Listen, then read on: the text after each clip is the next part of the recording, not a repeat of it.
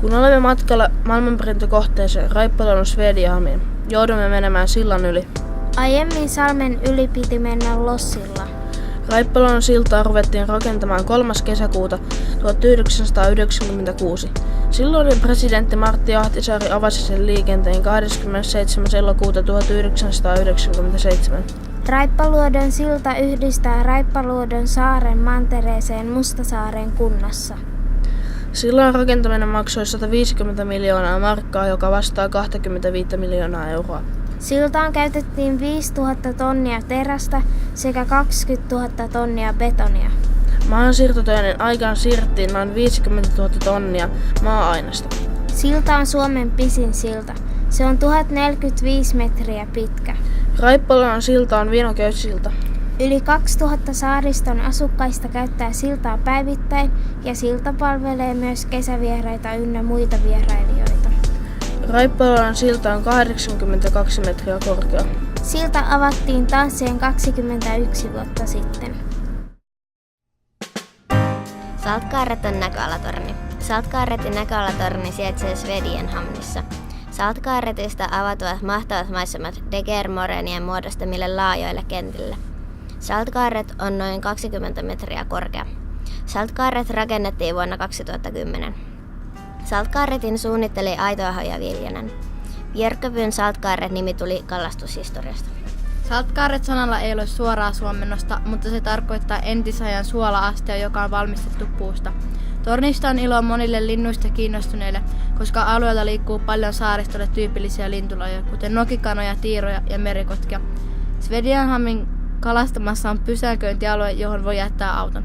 Parkkipaikalta Saltkaaretin näköalatorniin on noin 600-700 metriä. Saltkaaret viettää 10-vuotisjuhlapäivää vuonna 2020. Nyt haastattelemme luontoopas Liisa Heinosta. Mikä sinua kiehtoo merenkurkussa?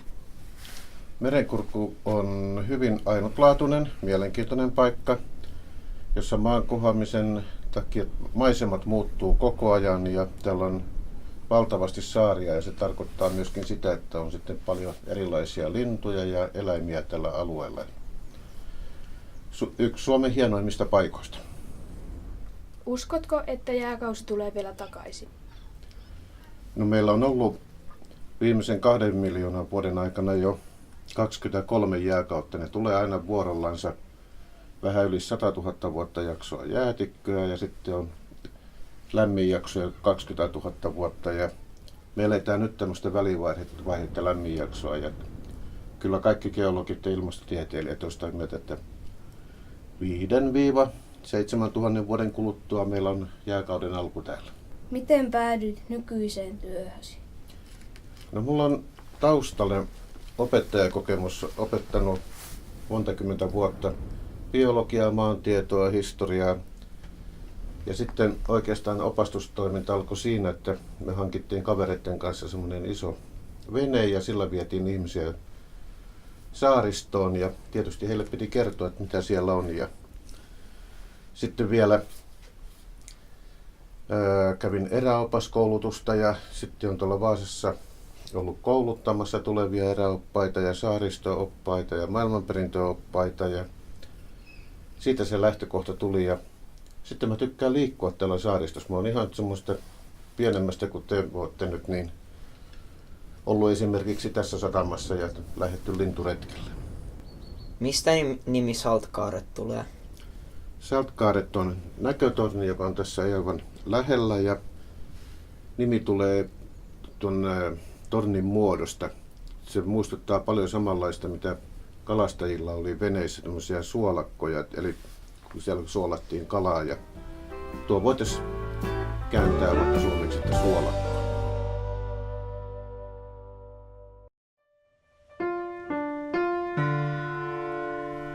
I Kvarkens skärgård finns många grunda fjärdar och skyddande vikar som är viktiga för flera fiskarter. Totalt förekommer 40-50 fiskarter i området. Flado fungerar som barnkammare åt abborre, mört och gädda. Siken trivs längre ut i havet i kallare vatten. Strömming är den vanligaste havslevande arten och nårs är en av de viktigaste födofiskarna för andra fiskar. Den södra skärgården erbjuder det rikliga kustfågelbeståndet goda möjligheter att äta och häcka i området. Kvarkens skärgård är en naturlig flyttväg för många fåglar som varje år flyttar över Kvarken mot och från fjällområdena i Norge och Sverige. Den långa strandlinjen och havets kylande effekt på våren och värmande inverkan på hösten gör så att vi har ett mångfaldigt växt- och djursamhälle. Fågellivet är också rikt. I det yttersta skärgården trivs tobisgvisslan, tordmuren, labben och den hotade berganden. Visste du att havsörnen har en vingspann på 2,4 meter? Nej, det visste jag inte. Men jag undrar en sak. Hur många unga kan en havsörn ha? Jag vet inte. Vet du, Samuel? Ja, den kan lägga 2-3 ägg.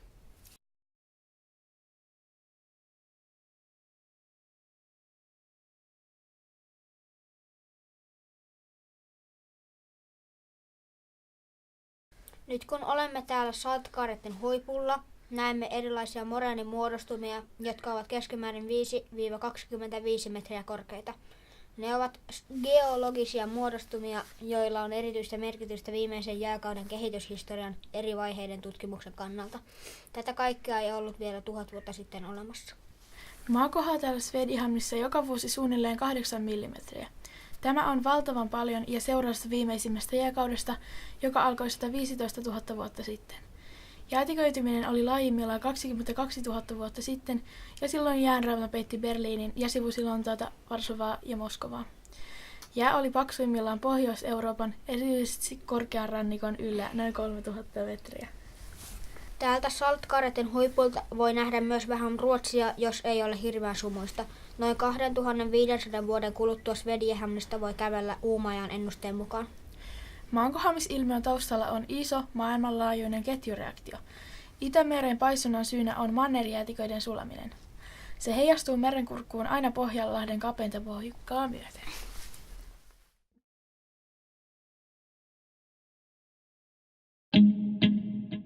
Venevajat ja kalasaunat. Nyt olemme venevajoilla.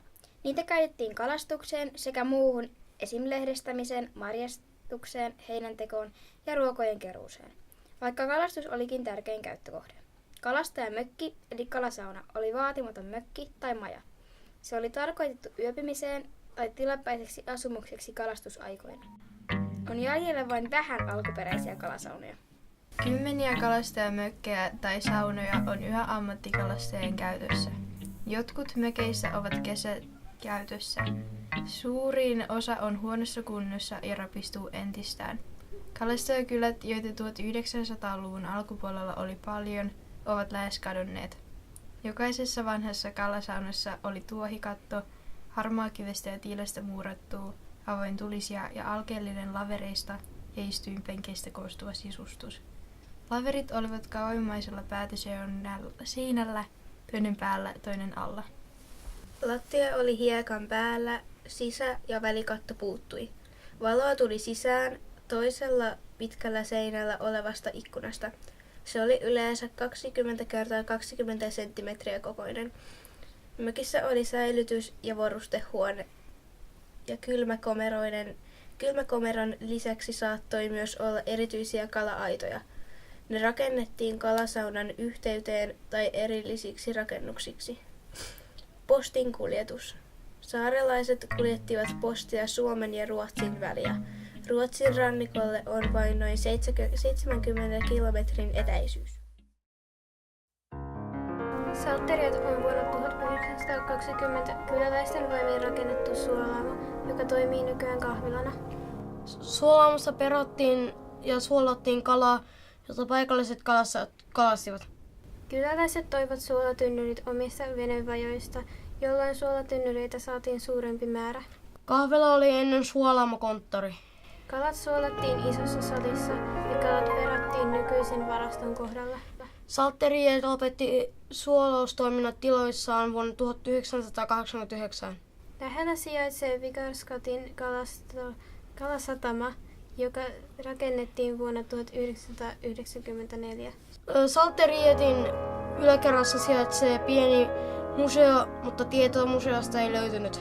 Valitettavasti Salteriet oli kiinni, kun kuvasimme tätä filmiä.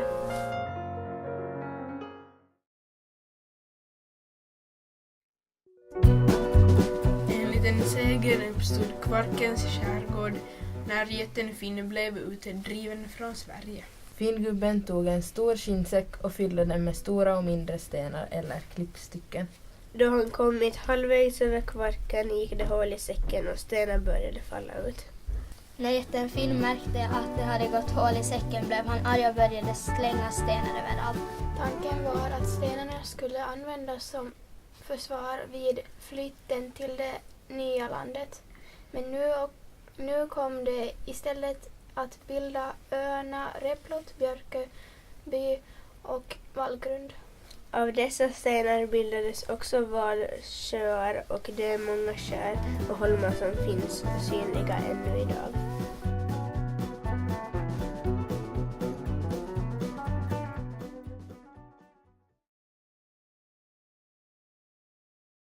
Kvarkens skärgård har en vacker natur och har varit ett världsarv sedan år 2006 och hör ihop med Höga kusten i Sverige. Kvarkens skärgård är omfattad av 292 kvadratkilometer land och 1652 kvadratkilometer hav. Vattnet i skärgården är stenigt och fullt med farliga grunder. Landhöjningen stiger 0,7 cm per år. I Svedjehamn, i hjärtat av världsarvet, ser man tydligt hur landhöjningen har påverkat både natur och kultur. När landet stiger bildas en glosjö, en sjö som inte längre har kontakt med havet, det vill säga en insjö. Dagens landskap i skärgården är ett resultat av den senaste istiden. Den unika moränskärgården är ett bevis på istidens enorma kraft i Kvarken. Degermoränerna höjer sig 2-5 meter över omgivningen. En degermorän kan vara runt 1 kilometer lång. Saltkaret är ett torn som blev byggt år 2010. Tornet är 20 meter högt. Från Saltkaret kan man se ut över Degermoränerna och den vackra skärgården. Man kan se hur landet höjs från år till år och mer stenar kommer fram.